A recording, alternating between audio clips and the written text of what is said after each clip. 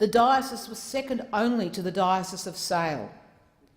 And I make this point because we've heard much about Ballarat. We've heard very little about Sandhurst and Sale. So Sandhurst was second only to the Diocese of Sale for the proportion of priests alleged to have sexually abused children between 1950 and 2010.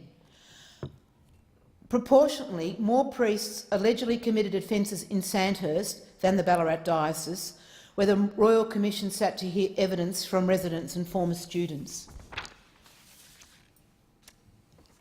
And there's something that's just so sad about this for me, is because Ballarat's a large city, it's got a lot of people in it.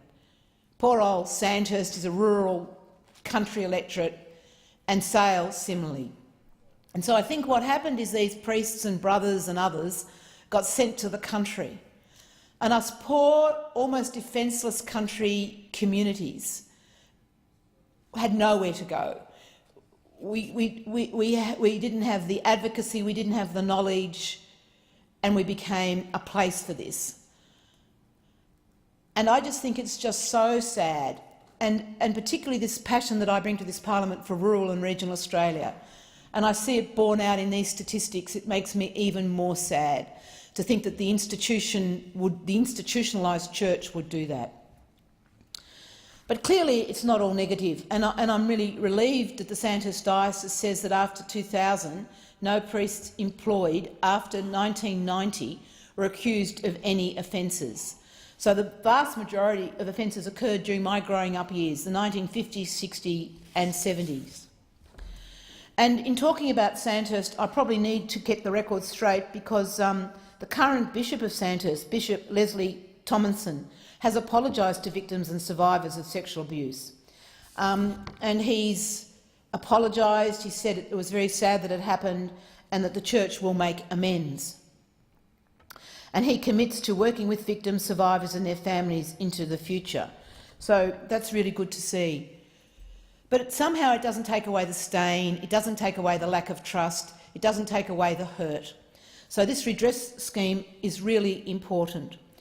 And I'd like to talk a little bit about redress, and I welcome the comments of my previous speaker, the member for Fisher, about monetary compensation, the lump sum, about financial support, about apology, and about assurances regarding cessation of alleged perpetrators' position. So I'm really pleased to know that that's included in the legislation. But in my research to try and understand better the impact of the Catholic Church and how it's impacted on my community, I found that it hasn't just stopped with child sexual abuse, that there's been other sort of abuses that have taken place.